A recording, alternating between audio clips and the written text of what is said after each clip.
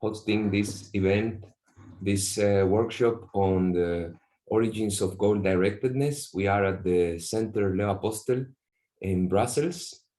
And the people you will see today, most of us are part of the team that are working currently on this grant called Origins of Goal-Directedness.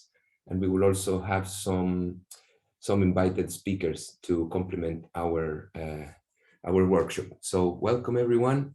Our first talk is the director of the project, Francis Heiligen, who will speak about the origins of autopoiesis, cognition, and goal-directedness. Okay, I hope everybody understands me well. So I'm the director of this Center Leo Apostel, which is a transdisciplinary research center, which means we basically connect everything with everything and we transcend all kind of boundaries between disciplines. This particular project is about the origins of goal-directedness, but the origins of goal-directedness, in fact, are also the origins of life and the origins of autopoiesis, if you look at life from the point of view of Maturana and Varela. And Maturana and Varela also automatically connect this to the notion of cognition. So I will cover the three subjects, autopoiesis, cognition, and goal-directedness, as basically three aspects of the same process, namely the process of an organization self-maintaining in a variable environment.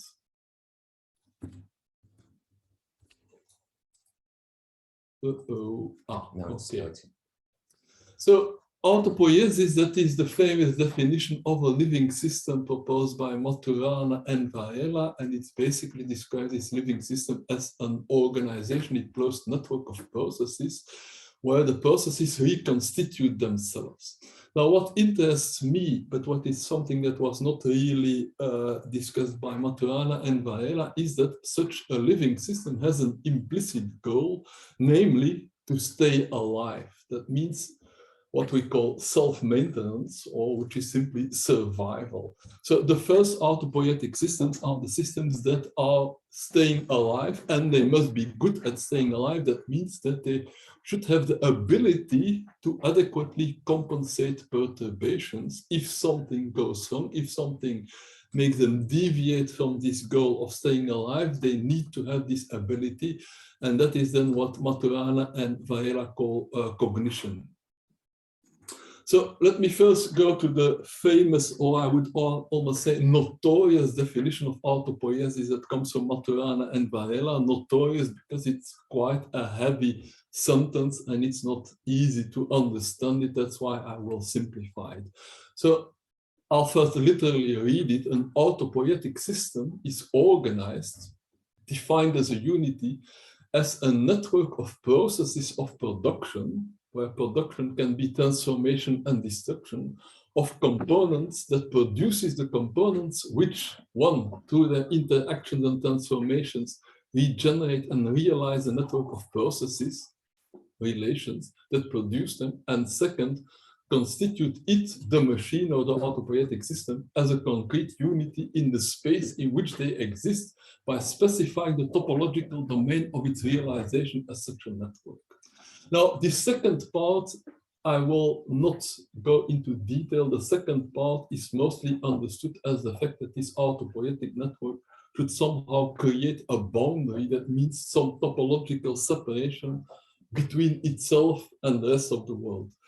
The kind of formalism we are working with does not a priori have this notion of topology, but there are ways to introduce it in there, and I will quickly mention one way to introduce it in there.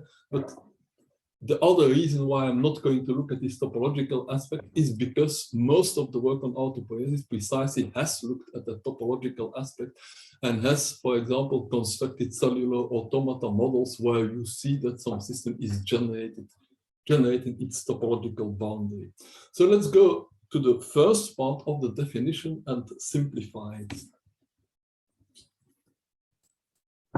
So, first of all, the autopoietic system is a network of processes. What do these processes do? They produce, consume, and transform the components of the system.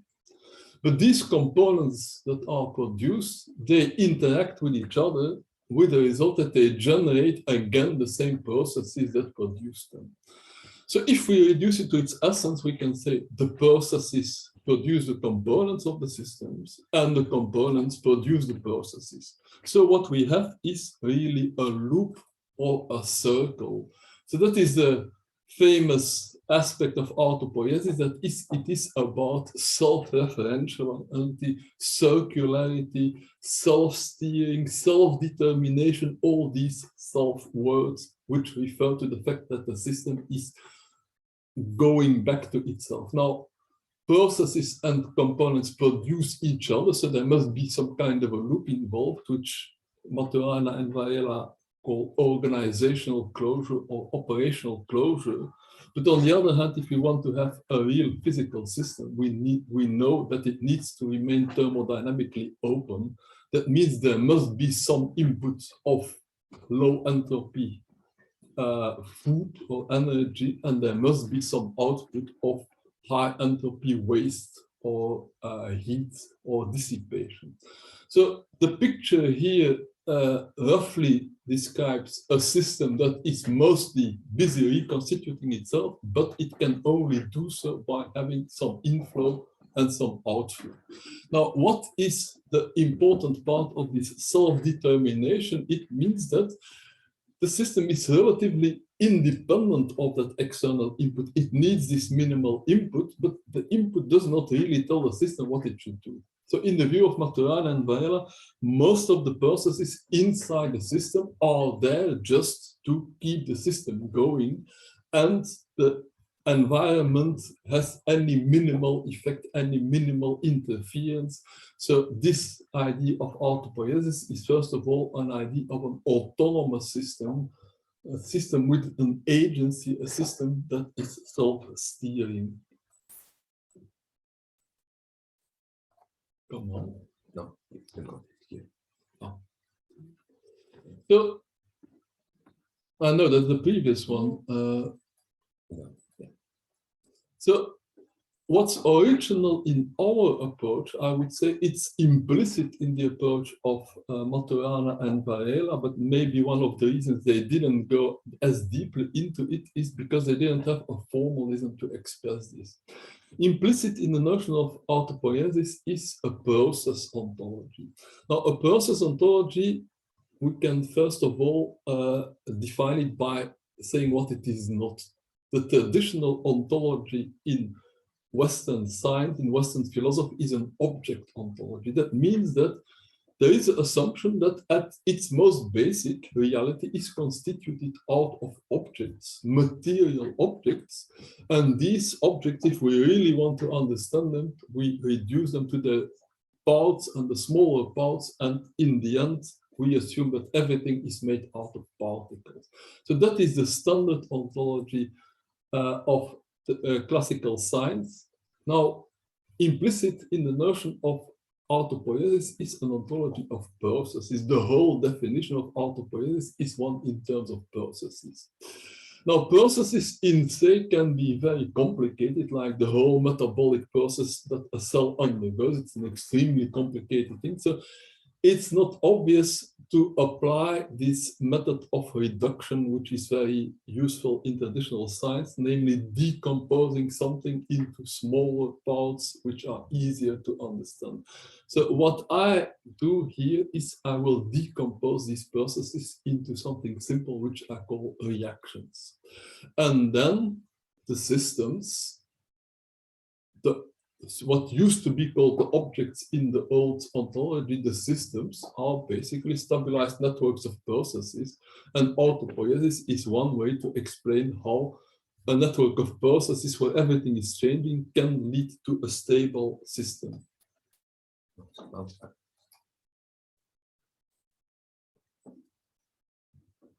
So let's look at what are these elementary reactions. So I want to have the basis of a formalism to describe these simplest possible processes that I call reactions. And I start with a set of what I call distinguishable conditions or components, A, B, C, D. And this A, B, C, D, they could be anything that we can distinguish whether it's there or not there. So an A could be a type of molecule, it could be a type of particle, it could be a biological species, it could even be a weather condition, or it could be some kind of a social condition. The formalism doesn't care about what the ABCs are. Let's now look at the simplest types of processes. And the simplest processes is that something appears. It's like I'm lying in the dark and a light goes on. A is the light, something is formed. Of course, we know that typically things do not appear out of nothing.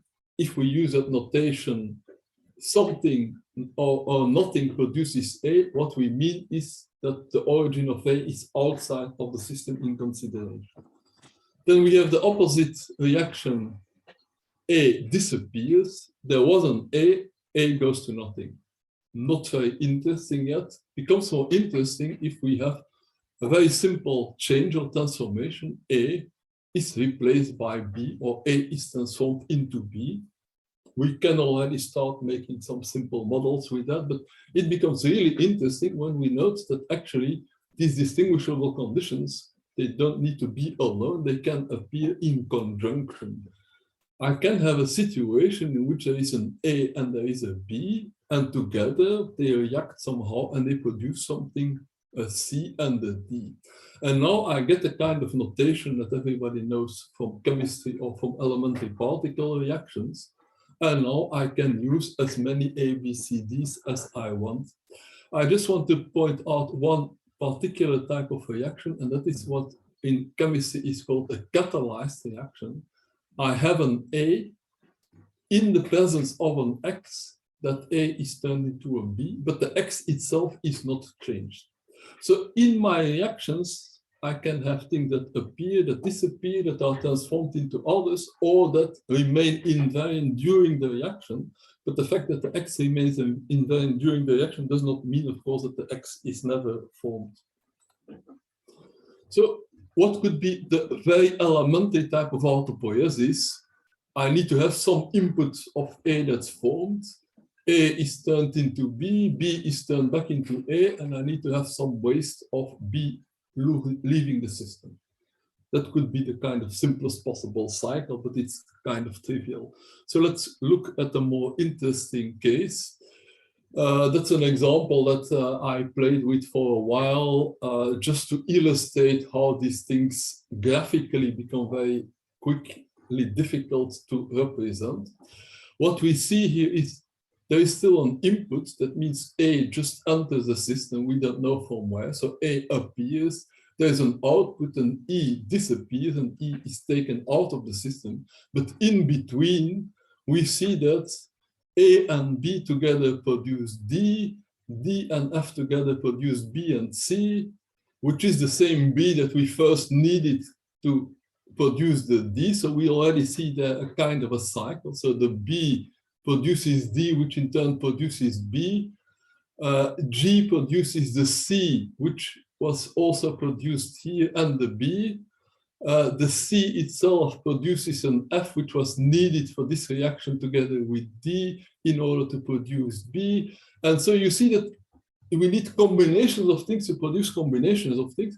And I think this is the more realistic idea of what an autopoietic system is. It's not just a cycle where A leads to B, leads to C, leads back to A. We need combinations of things, producing combinations of things. And then, of course, it gets pretty quickly complicated. I will give you one example from earlier authors who have tried to formalize autopoiesis. Bourgin and Stewart wrote a paper in which they produced a simple model which they call a tessellation model. And why is this interesting? Because it was intended to specifically illustrate how you can produce what I call the topological boundary. So expressed in the language the way we have. So we have A appearing into the system. A is the equivalent of food that's just available in the environment. We have a reaction that A and A together produces B, but on the condition that there is a C. So the C is a catalyst. And the C here, actually, the C we will see forms the membrane around these A's and B's. So the food that enters the system is converted into B. B is converted eventually into C. The C's have the property that they stick together, forming a membrane. But from time to time, a C turns into a D, and the D disappears. So that's our output of the system. There is some loss of C's. So D disappears, but B also, when there is a hole in the membrane, B can also disappear. But because of this reaction, A enters and C, together with A, produces B. The B's are replenished, the C's are replenished, so the whole system keeps itself alive. So we will further not discuss this aspect of topological boundaries, but just look at this kind of self-organization of a system that keeps itself alive. So we saw that autopoietic systems, to be a little bit realistic, they must be pretty complex. That means that there must be several components, several reactions that must be simultaneously active, where the one turns the one into the other, which in turn is turned into a third one, etc. So we cannot really imagine that a thing like that would be there immediately from the start. So can we self-organize it from a more limited number of things? Well, the algorithm actually is kind of simple. You start with some random reactions, some random components that are available. What you do is, when those components that are available are transformed by the reactions into new components. So you add new components. You add and you add, but then you notice that some of the components are consumed by the reactions, but they are not produced, or at least not produced sufficiently. So those components are removed. So what do you end up? You add some components, you remove some. Eventually, you are left with components that are neither removed, you are left with components that for each one that is produced, it is removed, and each one that is removed, it is produced. And that is what we call a self-maintaining closed system. So this is an example. It was a purely random reaction network that was generated by my colleague Eva, who will give the next talk a couple of years ago. So just randomly, the only constraint we had was that each reaction should have between 1 and 3 inputs and outputs. So we randomly generated these. And now I can show you the self-organization of an autopoietic system in there. I start from an initial state. That means I assume there is a D and an H in the system. For whatever reason, the D and the H are present at the beginning. And now I start applying the reactions. So D and H, well, the D on its own will produce an A. So I can already immediately add A to the system. Now, if A is there, the A turns into an EGI. So I can immediately add the EGI into the system. So I already have quite a number of things. Now, I'm not going to go through all the steps, but by each time looking at what is there and finding one of the reactions that applies on what is there, I add new elements. So at a certain moment, I add with a self-maintaining a system where all these things have been produced. This is what we call closure. That's a term from chemical organization theory of Peter Dietrich. The system is now closed. We have added everything we could add. The reactions working on the elements that are available only produce elements that are already there. But now we are going to see, will all the elements that are there also stay there? And we see, for example, that the H was initially there, but in order to produce the H, I need a J, and there is no J in the system. So in other words, the H is being consumed because there is one reaction that consumes the H, but there is no reaction that produces the H, so the H will disappear. So I take out the H. But if there is no H, then it seems that the C can no longer be produced. I don't remember where. Yes, the I plus H produces the C. So there is no C anymore. So now I'm left with this list of components. And now I have reached a state that is called self-maintenance. That means a state where all these elements are being produced. All these elements that are consumed are also produced.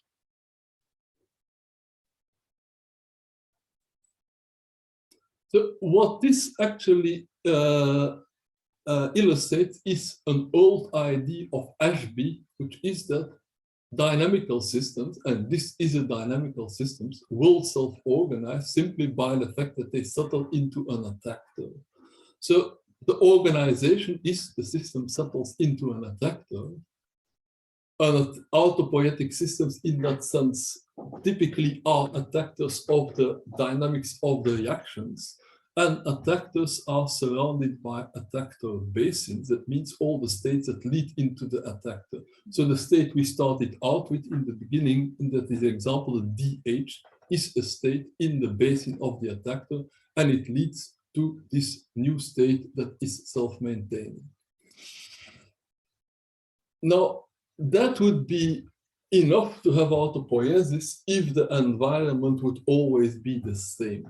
Now, in nature, the environment is not always the same. That means that sometimes things that should be there are not there, or sometimes things are there that should not be there. The things that should be there we will call food. The things that are necessary as input may sometimes be lacking, or sometimes we may have the equivalent of toxins. Toxins are components that react with the things that are there, and by reacting with them may consume the things that should be produced. So perturbations in real life are inevitable. So what should the autopoiesis system do to survive? It should not only be able to produce itself in ideal circumstances, it should be able to continue producing itself in case of challenges, in case of perturbations. That means it should be resilient. Resilient is a term that tells you that if something is perturbed, pushed away from its ideal state, it will return. And that means that whenever there's a perturbation, the system should somehow have the ability to compensate for that perturbation. For example, if there is a toxin, it should have some way to neutralize that toxin.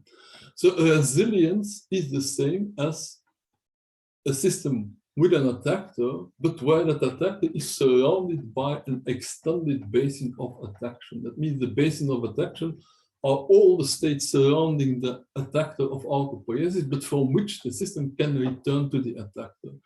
That basin of attraction has also been called the domain of viability. That's the domain in which the system can survive. And here is a picture that I made of that.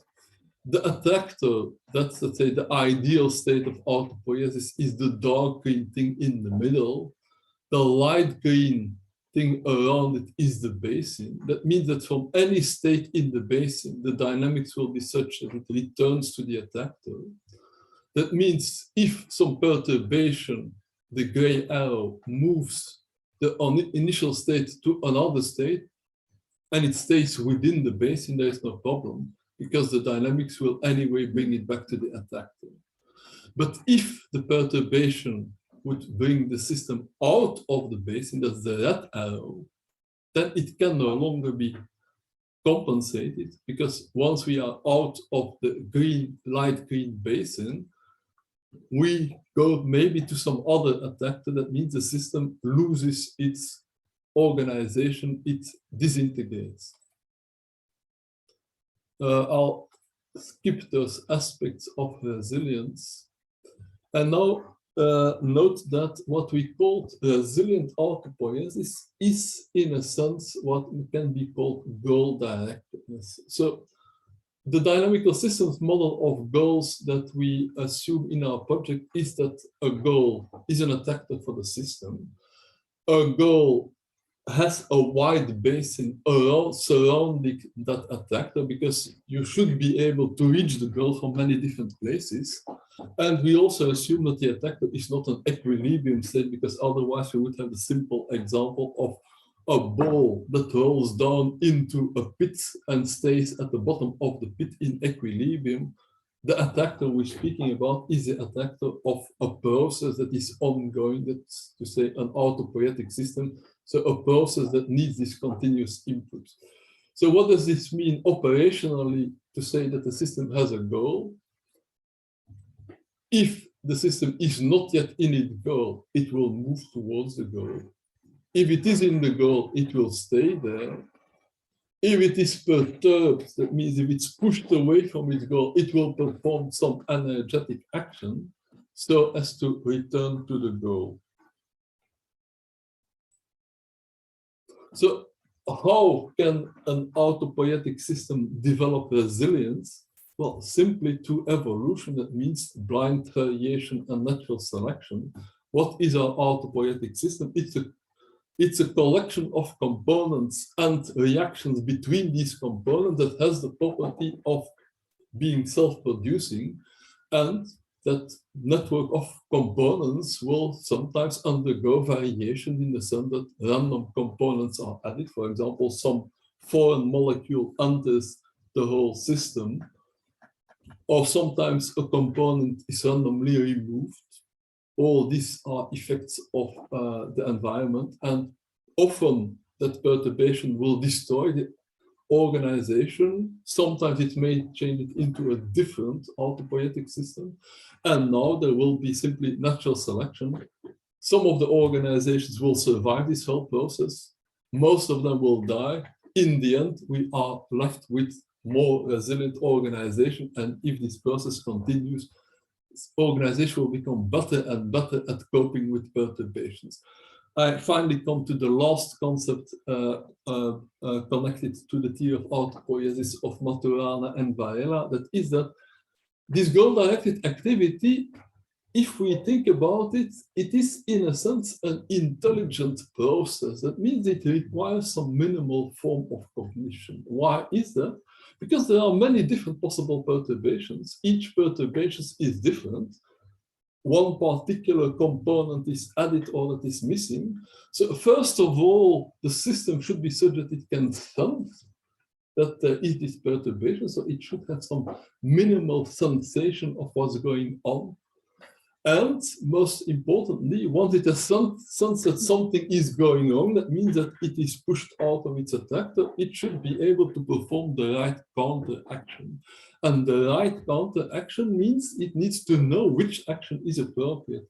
So we assume that this autopoietic system is capable of many different reactions, but different reactions are useful in different circumstances. So the idea is that cognition is that it somehow has an inbuilt knowledge that tells it in this condition, you should perform that action. And for that, we can use a notion from artificial intelligence, the so-called condition action rules. So the knowledge of the system is simply, if the system senses some condition X, then it will perform some action Y.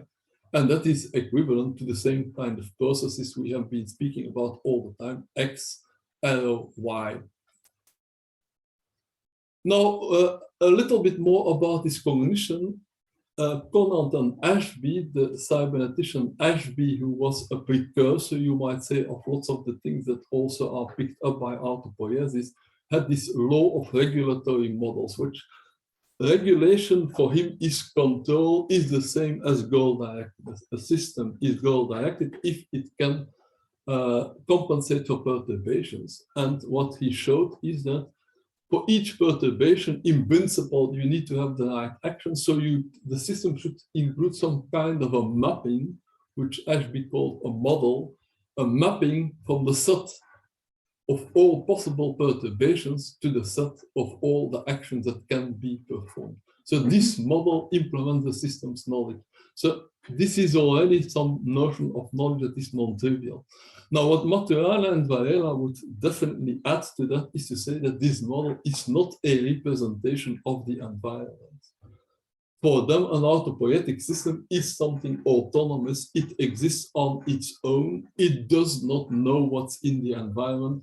For it, the environment is at most a source of perturbations, and the knowledge is at most a way of compensating perturbations. But both the perturbations are felt inside the system, and the actions to compensate those perturbations are performed inside the system. So Maturana and Varela might say, yes, this is cognition, but it's not cognition in the sense that the system has a representation of what is going on outside itself.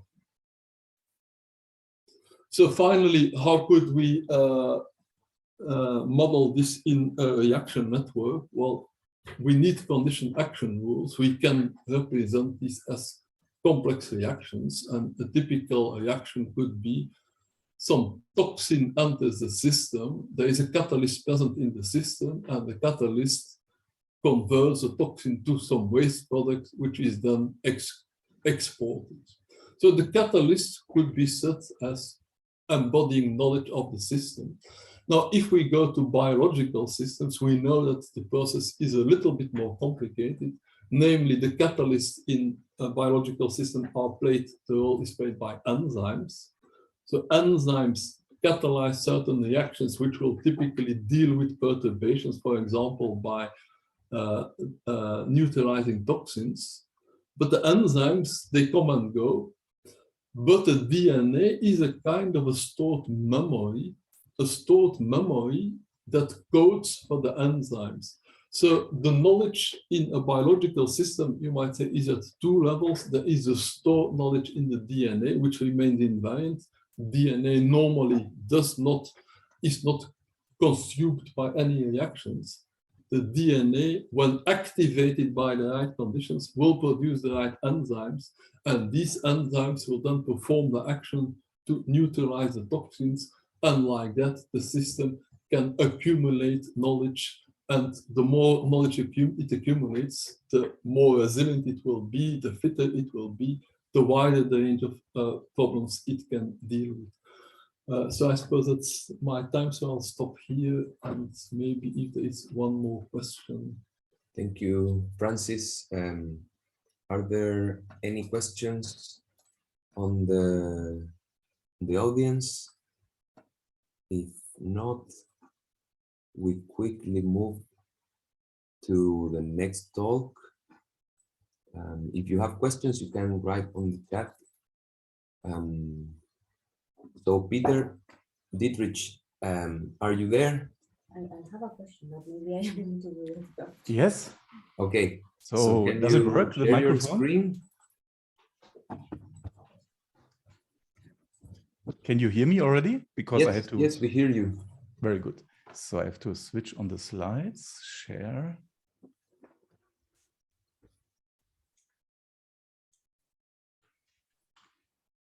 So can you see the slides? No. Not yet. Okay. I don't know if the rest of people can see it. I will just change the share. One moment, please. I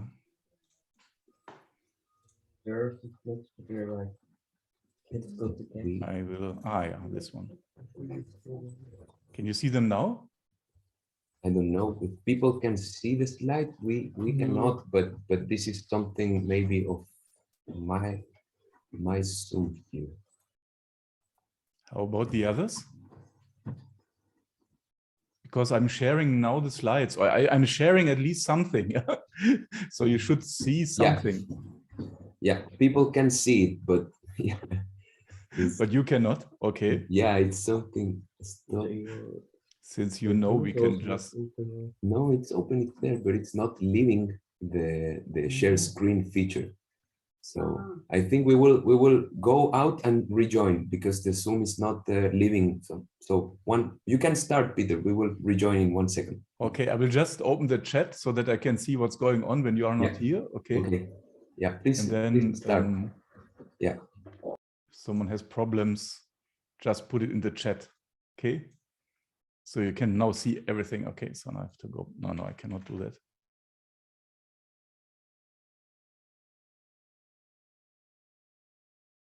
talk about now this particular type of goal-directed systems, if you like.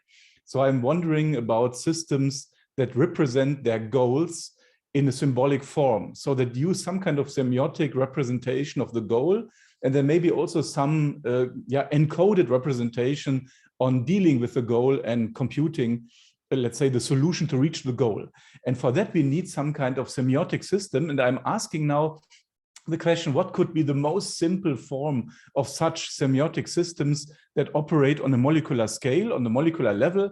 And there were a lot of discussions in the past. I will mention some people in a second that were discussing these things. But there's also, what I'm suggesting here is also an operationalization, if you like. So a way to link these ideas to data, to measurement, and then this results to a way to, let's say, measure the ability of a system to get a symbolic representation of something. And that could be goals and solutions to reach the goal. So that is basically the idea of the talk. So the results that I'm showing you were done in collaboration with other people, Dennis Görlich, Christoph Neu, and Stefan Artmann. So the aim of the talk is to discuss the role of semiosis, that is the usage of science in goal directedness. And what we see when we look at goal-directed systems, that there are many ones that seem to be semiotic systems, so that use symbols or language to represent or control how to reach the goals. But can we make this observation more precise? So can we make it measurable, or even in a formal way, so that we can access this property by physical measurements? And one of the sub-hypotheses that I will put here and discuss is that even the very basic and simple so-called feedback control loop, in German, the Regelkreis, is a semiotic system, and it employs a so-called contingent mapping, what I'm going to show. So I will start now with some speculative thoughts at the beginning, and then I will go to the formal side. So what we are going to do, or what we are starting to do, is to suggest a new physical property that characterize a physical system ability to implement a so-called contingent or arbitrary mapping. And this is something that is said to be required for, let's say, symbols or representations, because there should be messages that represent something that should be arbitrary, that is represented. So what I mean here by mapping I mean a mathematical relation between two sets. So the normal definition of mathematics, for example, the Morse code is a mapping between dot and some other symbols to letters, or the genetic code, that is a mapping, a mathematical mapping between triplets and amino acids. And by contingent, I mean that there is a different mapping on the same sets, and it can be implemented by some system. So that means that the mapping that I have can be different, but on the same domain and codomain. That I mean by contingent. By system, I mean some kind of subparts of our real world, something like the atmosphere chemistry of Mars, or a combustion chemistry, just to put some terminology. So by code, what I mean here in this talk is a contingent mapping. So relation between two sets, like in the Morse code or in the genetic code. And there's also the notion of organic code, which is a code that you can find in biological systems. And I will put a formal definition, what we call the molecular code, that is some kind of code that we can implement on a molecular level by some kind of chemistry. Yeah? So it's a special case, let's say, of a code or organic code. It's a code that we can implement on a molecular level. So because the ability to implement contingent mappings differs in different physical media, we can use now our concept to distinguish physical systems with respect to the ability to implement these contingent mappings. And we also find this property in living systems and in information processing and communication systems that are not alive. And that is in a way interesting. So basically the property that we can now measure is necessary for semiosis. So for example, sign usage or code usage. And it's also, we think, a necessary condition for life, and also a necessary condition for information processing systems in the sense of computer science. And in computer science, information processing always means meaningful information processing. Okay, so in order to operationalize now these ideas or these rough, speculative things, we need some kind of formal approach or some formal level, and we need basically a formal representation of the real world. So basically something that formal representation of the physical laws. And I will show this now by two ways. One is using reaction networks. As we have seen in the previous talk, reaction networks are very useful and very general approach to represent various systems of the real world, from the molecular scale until the level of social interactions. And secondly, I will also look at cellular automata. Cellular automata are also very general, and they are also used to represent the real world or even the whole universe, and with certain interesting properties. So the definition that we somehow introduced, the molecular codes, provides a new novel scientific instrument to classify different chemical systems. And this instrument measures the ability of a chemistry to implement contingent mappings. And what do I mean by this? A mapping is contingent if a different mapping from the same domain to the same codomain can be implemented by the same chemistry. So this is a very important point. So again, so many different physical systems or chemistry can implement mappings, that's clear, but only some of them are contingent. That means the mapping can be different on the same domain and codomain. And I will show it to you now in an example how this is operationalized. So in this sense, a contingent mapping is arbitrary. That is, it cannot be inferred from the elements of the domain and codomain just by using physical laws. But we need, in addition, we need the context. Without the context, the mapping cannot be inferred. So why do we need this? These contingent mappings have been described as being important in the context of biological signaling and coding by people like John von Neumann, Jacques Monod, Marcello Barbieri, Howard Petit, Jasper Hoffmeier, and many others. Okay, so the motivation, of course, behind many of these studies is how can we distinguish this complex process of burning a flame, which is a very complex chemistry, from also the complex chemistry that we find in living organisms? How can we distinguish this? How can we distinguish the molecules inside that are maybe science or not science, and so on?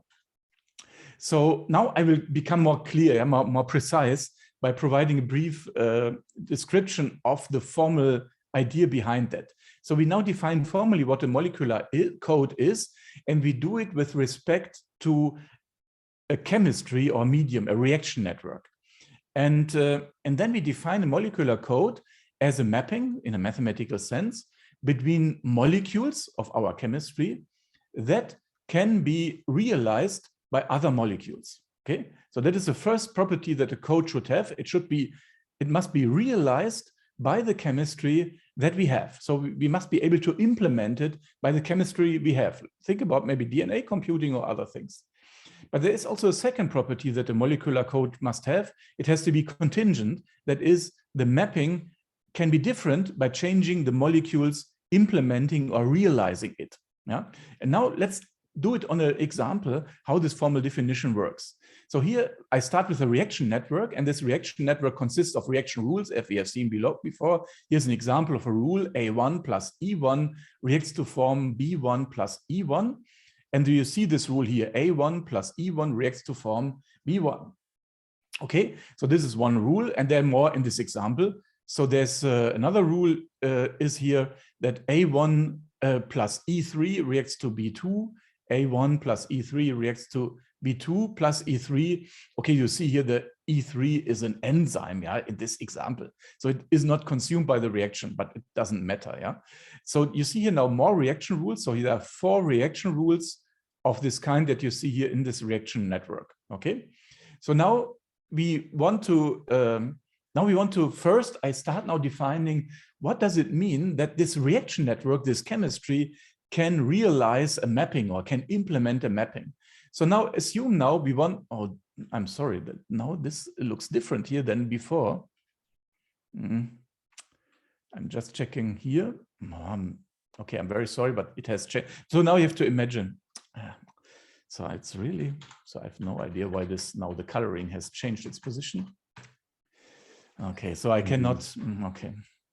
But I'm we very can sorry. imagine. No So now we problem. have to be, I will explain now. So now I have to explain how But to you need realize. to reshare the screen. Sorry? There's no sharing anymore. Okay, so I have to. Please share again. Yes. Yeah, yeah. Thanks.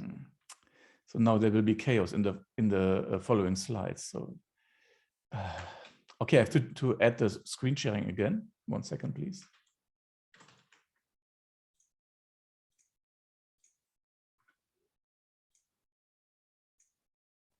Okay, so you should see it now.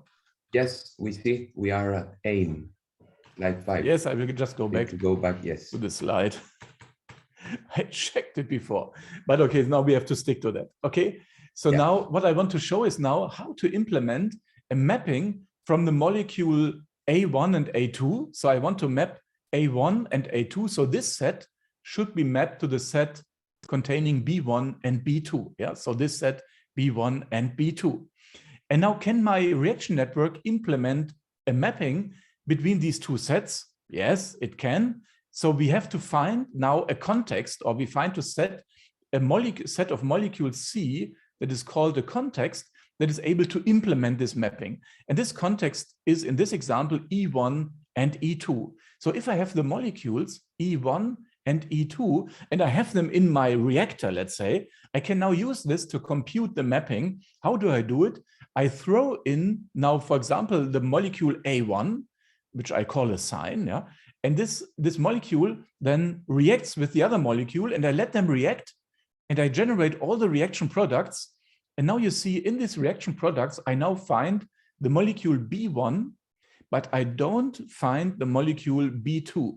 That means now I can now decide if there's a molecule B1 in my soup and there's no B2, then I have computed B1 as a result. So this chemical reactor has computed the mapping from A1 to B1. And of course, I can now do the same with A2. So I can throw in my A2 into this context. I can create all the reaction products, and then I compute the reaction product B2 and not B1. And now I have computed the product B2. Okay, so now I can say now this network is able to compute the mapping from the set A1, A2 to the set B1, B2, and in one particular way. Now, the question is now, is this mapping contingent? And this is a second property that we demand from our mapping, that it is contingent. And in order to be contingent, it should be possible to implement a different mapping on the same domain and codomain. So I should be able to map A1 and A2 to B1 and B2 in a different way. And in a way, obviously, this network is able to do it. I now need a different context. So I take the context E3 and E4. I take this as a context. You can imagine, again, I put this in a chemical reactor. And then now if I throw in A1, yeah, then I will compute, let's say, B2. And if I throw in A2, then the reaction network or the chemistry inside my reactor will produce the B1 and not the B2. So basically now with this context, with this green context, now I can now create a different mapping on the same sets, but with a different type of mapping. Yeah? The molecules are mapped in a different way from one set to the other set.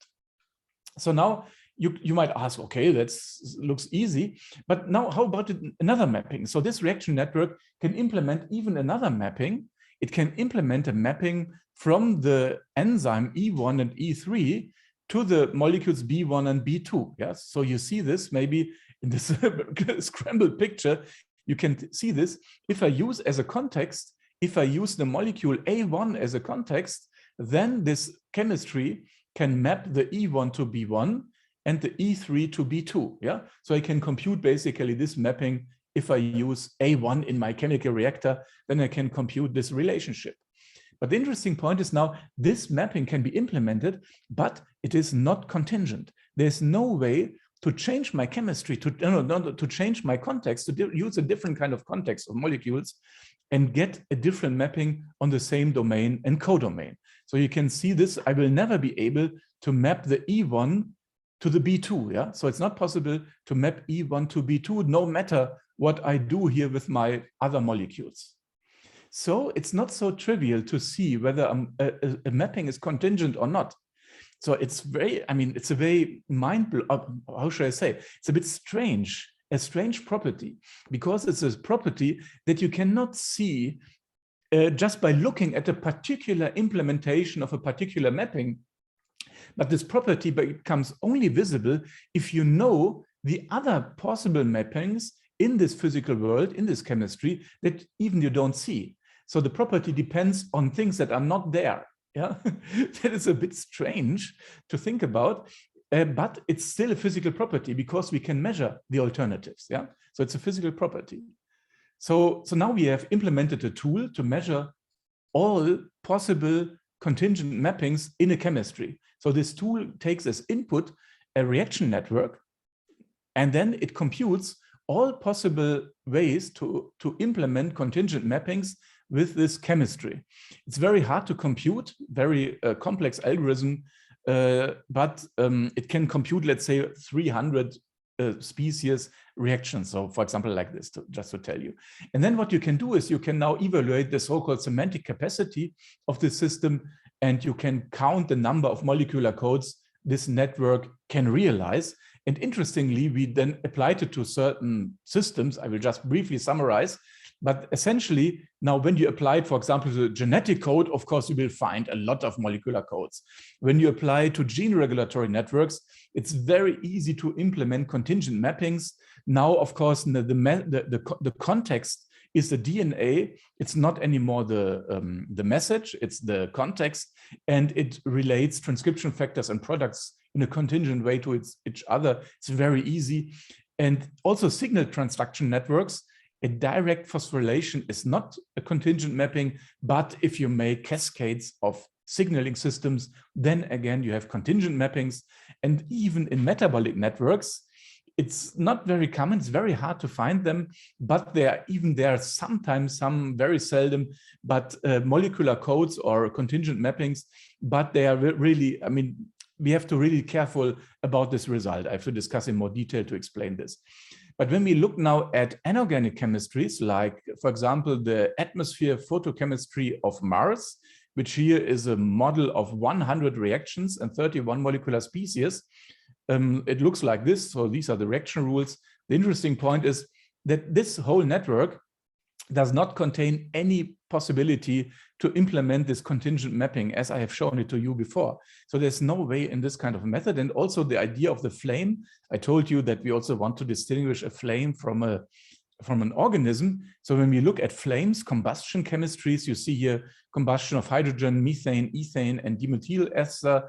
The size of the reactions, 340 reactions, 37 species. Also inside these networks, there were no contingent mappings possible in the sense I've presented it to you. And this, in a way, you can now say something like, yeah, living systems seem to have get access to chemistries that are able to implement these contingent mappings.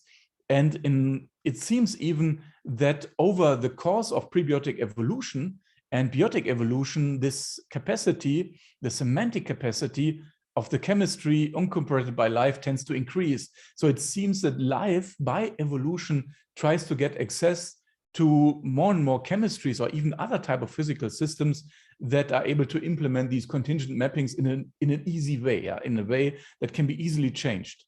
So now we can also do the same in other media. So basically, this approach is very general. So the approach, if you like, works like this. You need a representation of the physical world. You need a distinction of signs or things that you want to consider to be signs and meanings. And then you can ask whether this physical world, this physical description of the world is able to implement contingent mappings. And by this, you can now quantify really the contingent capacity or semantic capacity of this kind of thing. Yeah? And I just show it very briefly to you that you can also do it in cellular automata. And because cellular automata also are currently studied in very detail, and even elementary cellular automata, I show you here an elementary cellular automata. And so these are very interesting systems. And I just show you now how a contingent mapping can be in a cellular automaton. So here, for example, we take this cell as the sign. So this is the set of is a sign. So maybe this cell can be white or it can be black. And we take as a meaning a cell at some time point later. So time goes from top to bottom. And so, for example, the meaning here can be black or it can be white. So now we say now the mapping from this white cell to a white cell, or from a black cell to a black cell, is contingent if it's possible to change the mapping by changing the context of this thing. And this is example, it's possible. So in this kind of automaton, it's possible to change the context of this cell, and by this changing the mapping between this cell and this meaning. Yeah, so in this cell, so here it's possible, but I can tell you, this is not possible in all elementary cellular automaton, and some elementary cellular automata it's very easy to implement these contingent mappings, and in other cellular automaton, it's not easy to implement them, and it's quite interesting to compare this also to their computational abilities. Yeah? And it will be, by the way, also be interesting to, okay, I will not go into details here, but okay, so here is maybe an overview of the semantic capacity of different elementary cellular automata. And you can see now, we can also sort them here by chaos and so on. But I will not go into this detail. At the last minute or 2 minutes, I now want to come back to the goal directedness. And basically now what it means to implement a goal. So we have now systems that implement goals, and these goals have to be represented now in the semiotic system, in a semiotic or way. Yeah? So what I now claim is that if you have a feedback control loop, a classical feedback control loop, then you have to implement or realize your goal as a sign, yeah, as a sign that has a meaning. And so basically each feedback control loop I'm aware of employs such a contingent mapping. So basically then also the goal in this loop and also the strategy to reach the goal is encoded in a semiotic way. So by using semiotic signs. And okay, I have here, unfortunately, the terminology of this feedback control loop here is in German, because the German terms are extremely strictly defined, even in an industry standard. So I have not translated this, I'm very sorry, but it's enough for us now to see the structure of this feedback control loop with a system to be controlled and the controller that is controlling the system. And basically here we are on the semiotic level. Here, these things, the goal we want to reach and the strategy to compute what I have to change is on a information on a semiotic level using signs that have relations. And basically to implement this, we need contingent mappings. Otherwise, we cannot have this level here of description. And actually, this is also, and I'm sorry, again, these are German terminology. These are, I'm sorry, I should have translated this. So basically, you also can find this in life on many levels, these feedback control loops. Here is an example of controlling the glucose content in the blood. So the glucose content in the blood is regulated by a controller, which is in the brain, somewhere in the brain. And this brain now generates insulin as a molecular sign, yeah, that has a meaning, namely to control the production, the amount of food that you take, and then the liver here, and then you regulate the glucose level, which is the meaning or the mapping between the insulin that you have here and the insulin level here, and what you want to control in the blood. So you see this, and even now on mechanical systems, you also have this relation, this contingent mapping, yeah, between these things. Okay, so future is more data. We should look at more systems. We should also include the pragmatic aspect. So here I have no pragmatics at all, just syntax, semantics, but we need the pragmatic aspects, and there were a lot of interesting and fascinating studies already available that we should consider. And we have to maybe include information theory to quantify this. So let me conclude. So the semantic capacity I showed you can be measured and differs in different physical media, and identifying the mechanisms of how contingency is realized can shed some additional light on sign-mediated biological information processing and communication. And finally, there seems to be a class of goal-directed systems like the feedback controller, but also others, of course, higher level ones, that are using semiosis and signs, and that is in particular on the molecular level contingent mapping to reach and control their goals. Thank you very much. Sure. Is there any question on the chat?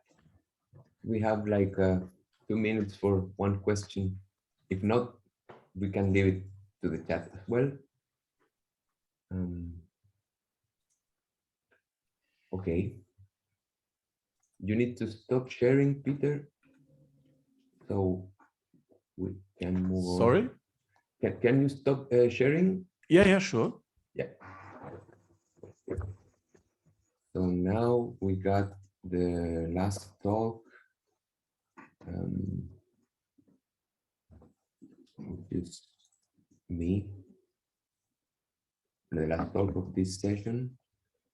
So it will be this one. And you should be able to see now. Can you see the screen?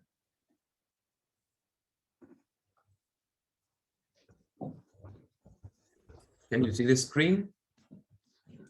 Yes. Okay. Okay. So, right, no camera. So I'll just simply start to make it quick. I think. Okay. So I will speak about the modeling of the emergence of goals using reaction networks. So this is a little bit like in the same spirit of what we have been talking. I have introductions and then a little bit of reaction network modeling and some preliminary results. Okay. We are not going to use No, the no. camera? Well, yeah. Okay, let's switch. Yeah, you're for because of time.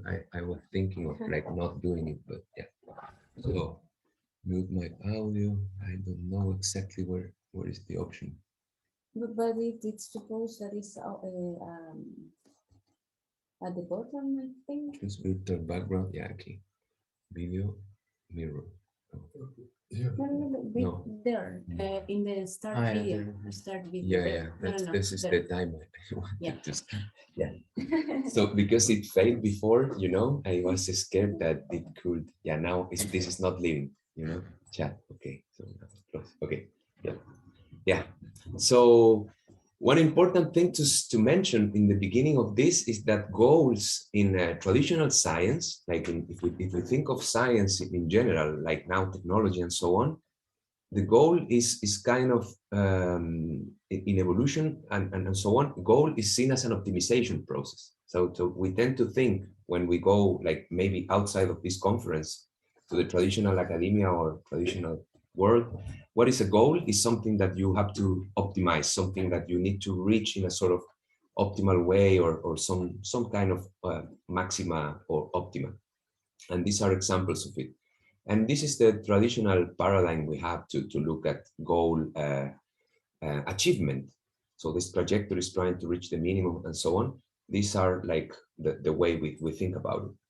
And the most advanced methods in AI, for example, or whatever technologies to achieve the goals of mankind, like reaching the stars or whatever, stop hunger, will be adaptive processes. So this normally have like feedbacks and controls and so on.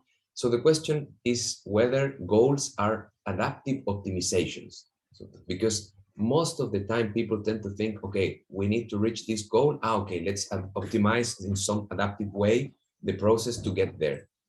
But the very process of goal configuration is kind of left under the carpet in the science of goal reaching in engineering and so on. How is this goal configured? How is configured? That's the problem that we are going to focus on, and that's why we are in the origins of goal directedness, which is quite related to the origins of life, and that's why this is relevant in this setting. So we have that life and consciousness and sign functions and language. All this is sort of it's understood as emergent. So consciousness emerges from life, life emerges from proto-biotical or some early forms of chemistry, like in the previous talk, in the previous workshop. So there is an implication from one to the other. So this is just like very easy to bring some intro. So goals in this hierarchy resist the traditional understanding of goal as an optimization problem, because there is an emergence in between.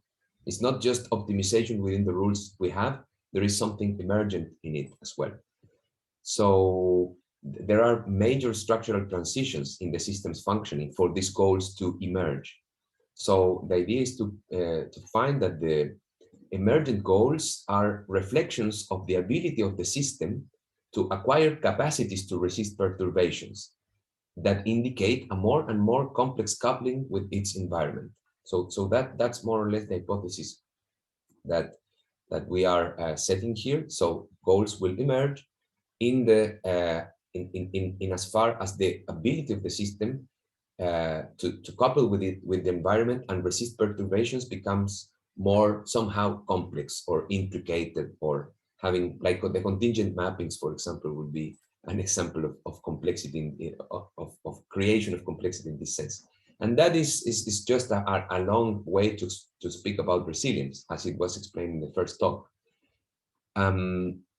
So I first try to identify the scaling of goal emergence out of nothing. So out of nothing, we need to think that goals are intrinsic to the self that has the goal, but are intimately related to and doomed to happen by means of the interactions with the environment.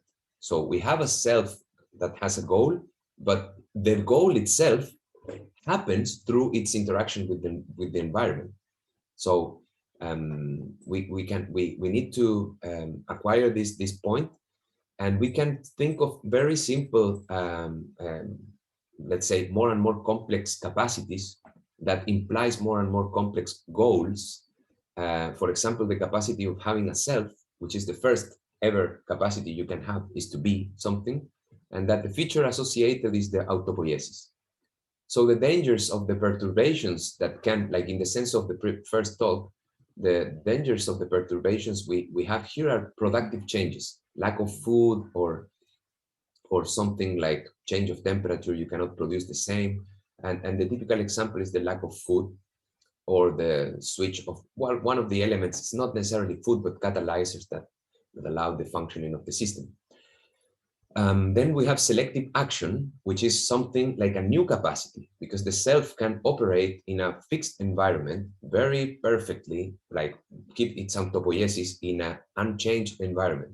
But when you have changing environment, then you need to be able to select the actions. So first of all, you need to perceive what's happening. So we need to have some sort of, like what was showing in the meaning part, the top left corner of the feedback loop, that perception, what's going on. And the system has to implement this capacity to avoid structural breakdowns for the arrival of some novelties in the system.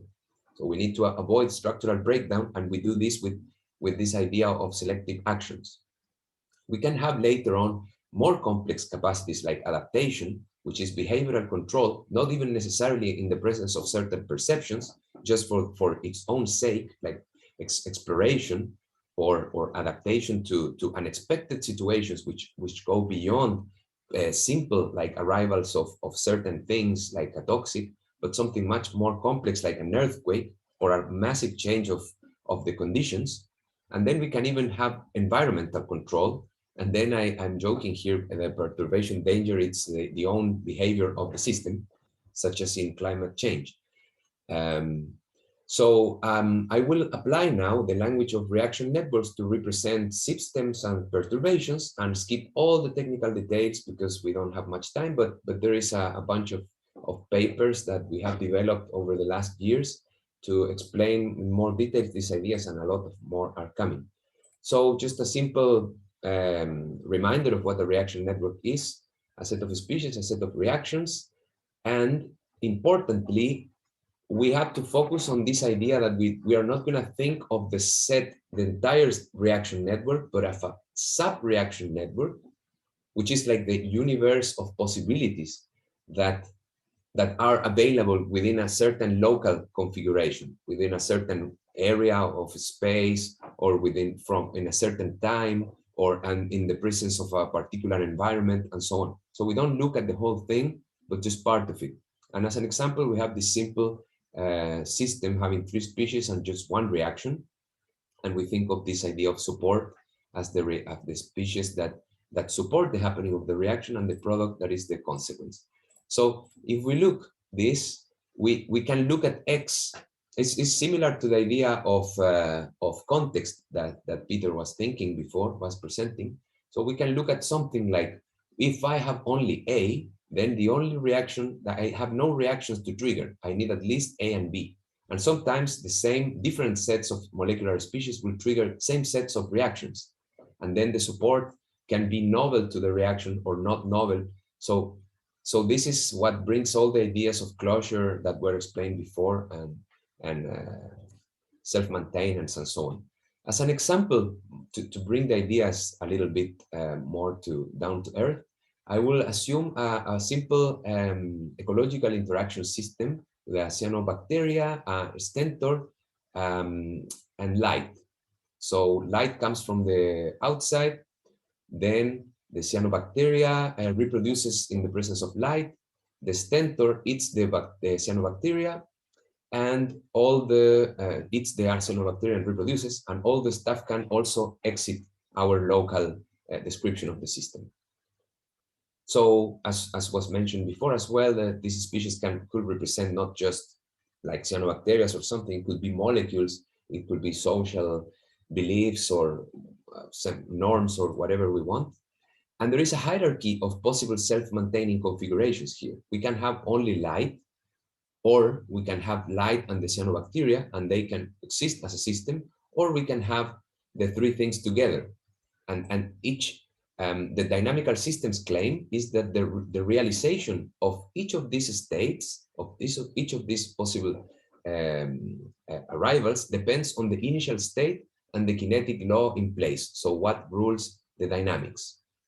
For example, if we assume the mass action kinetic law, which is just a particular not regular specification with no space, if the reaction 1 happens too little with respect to reaction 6, then reaction 6, yeah. Sorry, with respect to reaction 4, I'm sorry. If reaction 4 is much faster than reaction 1, then nothing can sustain because light is leaving too fast the system.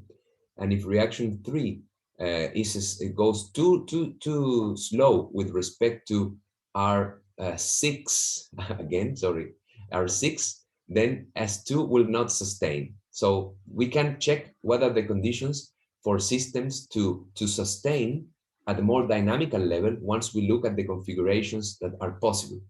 And then chemical organization theory developed a computationally tractable and quite elegant framework to study what can sustain.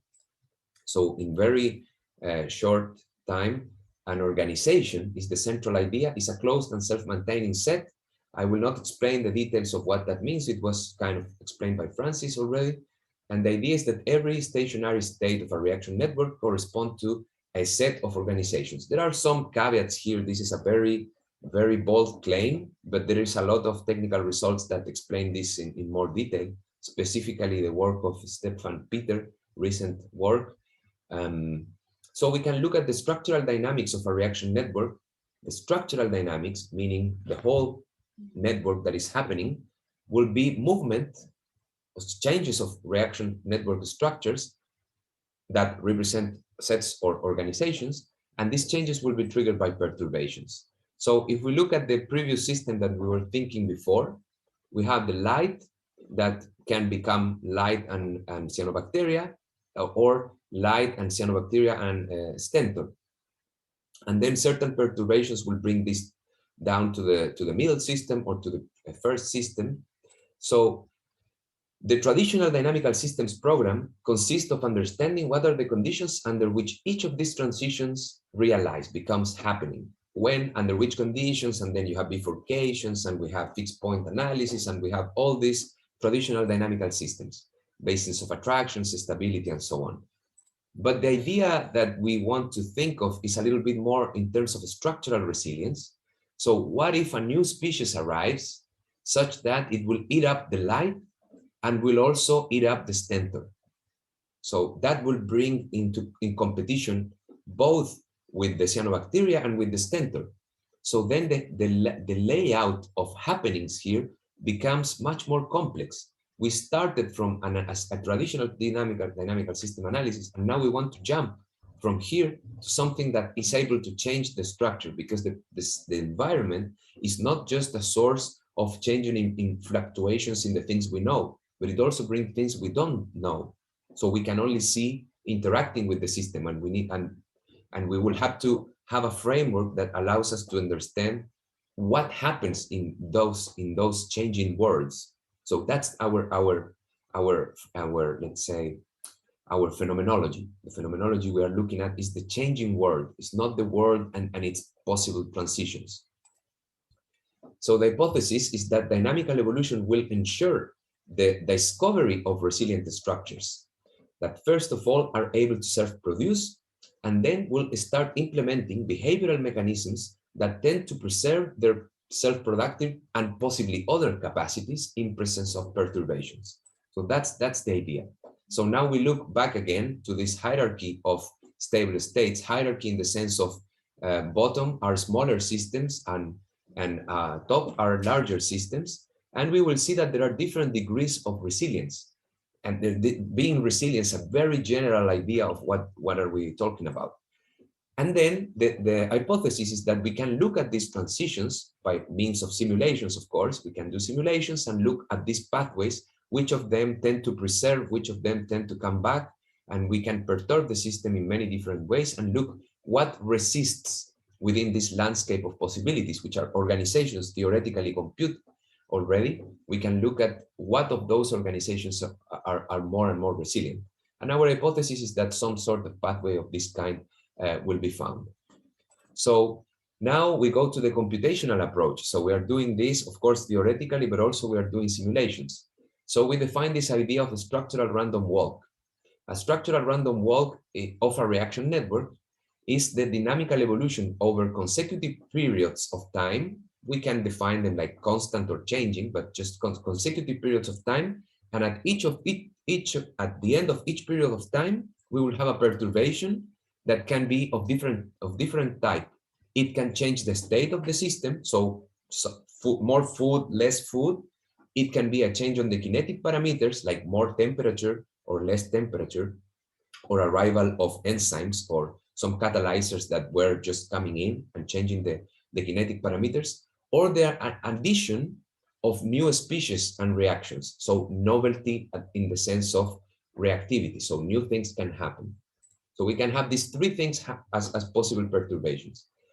And then this is how it looks normally. If we take a look to the dynamics, we start, this is time. This is the time is measured in the sense of steps in the random walk. So these are perturbations. In between each step of time here, we have dynamical evolution over t-din, which is like 1,000 iterations, let's say. So each step is 1,000 iterations dynamical evolution.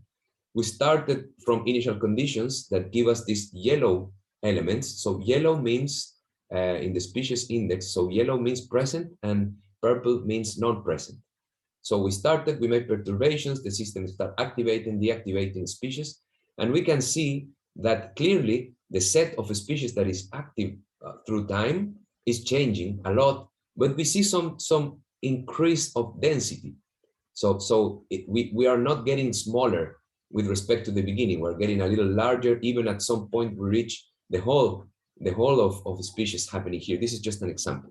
So then we look at the size of the network in a histogram sense. So we are looking at the size, and we find these are random networks for the moment.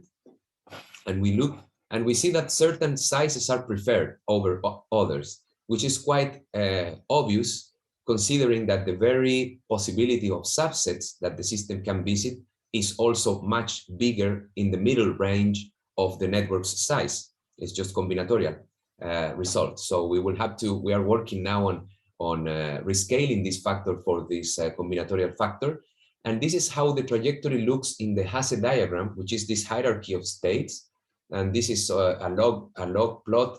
So because this number grows too big, so we make a log plot of the Hasse diagram, and it looks more or less like this. So we go, the system evolves, changes its size, moves from one side to another, then it reaches this top point, which is exactly that line over there, and which is exactly as well that little point in here in this diagram. So we're starting to link different views of this structural evolution.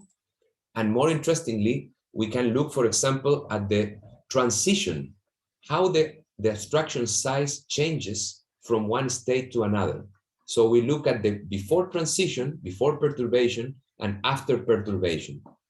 Of course, if we look at the diagonal of this plot, we will be looking at a self-maintenance of the size of the network.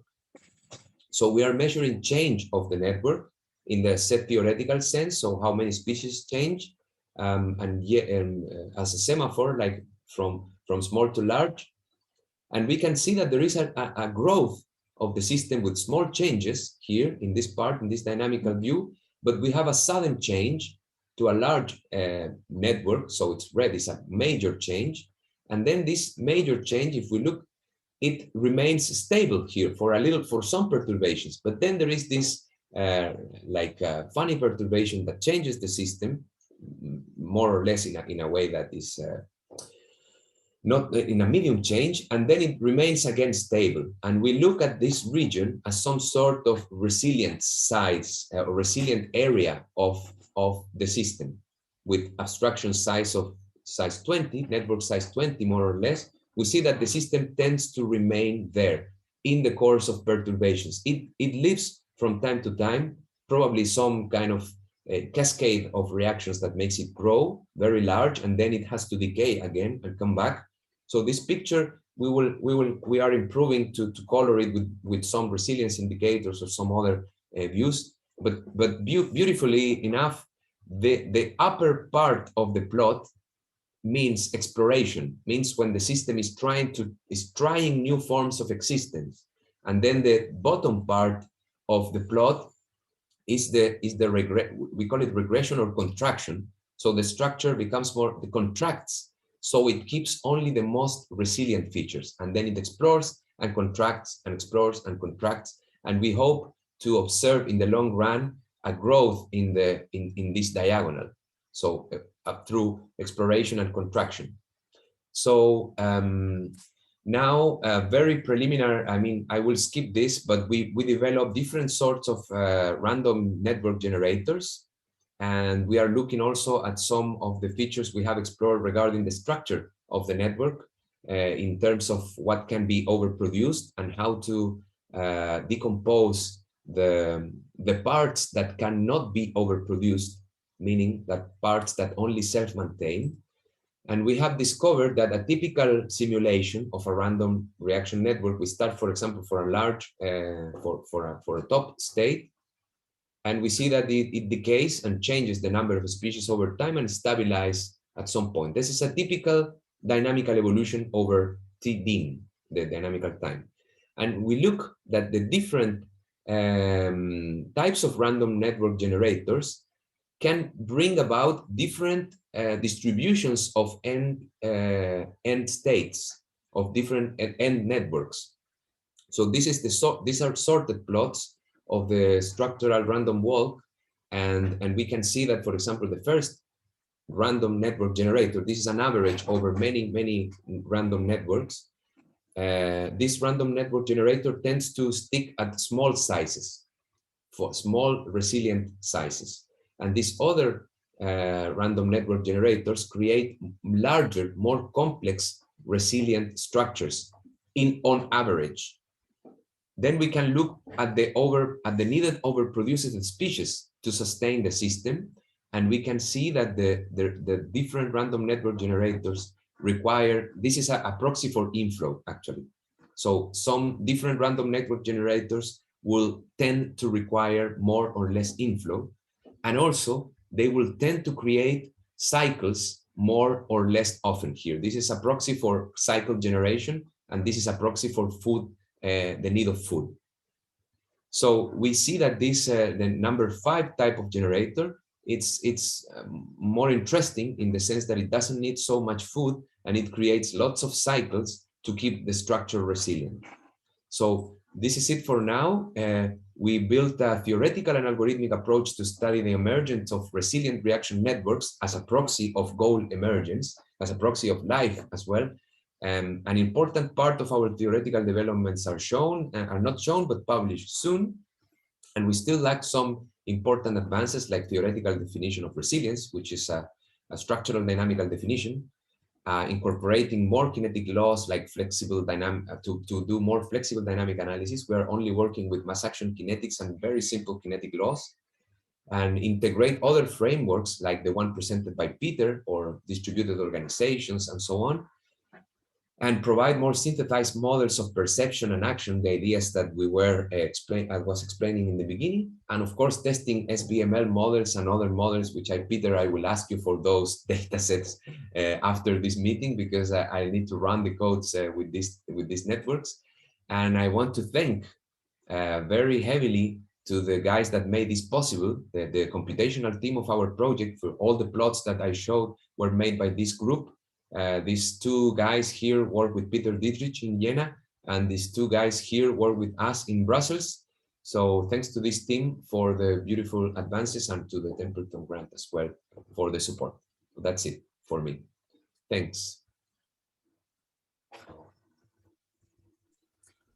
I guess there are no questions. There are. Thank you. Yes. Okay. So there would we be meet time, back. I think there's again. no lunch, right? Yes, we can have a little chat now. That probably is just us now. If I would have a question, just a very quick question, a technical question, the dynamics that you showed, these very interesting, complex transition dynamics that you showed between these sets. So yeah. What kind of network did you take? Maybe I missed that. So what kind of random, was it a random network or? Yes. Yeah, it's a random network. But with what kind of technique generated? I have here, I mentioned, I skipped that part. And this is total random network, total random reactions with no inflow. And the idea is that we tried many of them, and that's just one good example. So interesting, but then you have to choose the probabilities very precisely, yes. Right? Otherwise you don't get many organizations, or you get just too many, the boring ones, right? That's why we have this hierarchy of models. Yeah. The first idea was to penalize the repetition of the use of same species. So you don't have like consumption of too much consumption of the same. And then we created a distance function among species, and then we were penalizing or fostering the connection of species that are closer according to this metric that is. I understand. Okay, but then of course the second question would be, which of those techniques are the most realistic ones? Let's say when you compare to real network that we have. Yeah, this part is not yet done. We defined on the theoretical venue.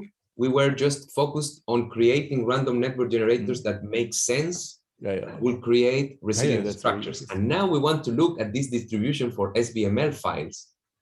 So once we compute the distribution of the end state, the resilient organization state after the structural random network, random walk, we will see if these distributions look alike to what sort.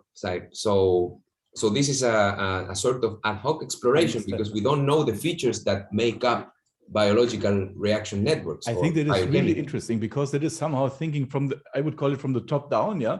So you have now different ways to make these networks, generate them, access the properties, and then you compare with the models in SBML models database, right? Yeah, that's exactly. I think there would be a second approach that is possible to go from the bottom up.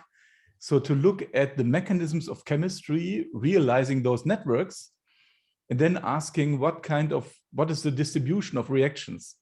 But I think it's good now to start with a top-down approach, find out whether you can see any patterns, and then it might be possible to use the bottom-up approach for validation. Yeah. Yes, definitely. It would be really fascinating. The bottom-up approach is a little bit more,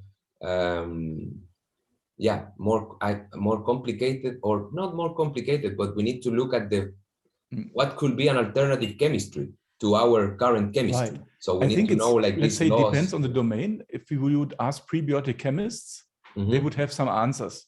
So those who study prebiotic soups, they have different mechanisms, and there you can then harvest, let's say, mechanisms to look. That's a very interesting. I think it's really nice. Yeah. Good. Thank you. Nice. Okay.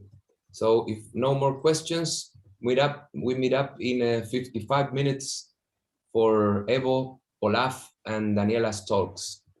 So thank you, everyone. Thanks. Barbara, maybe you can stop recording.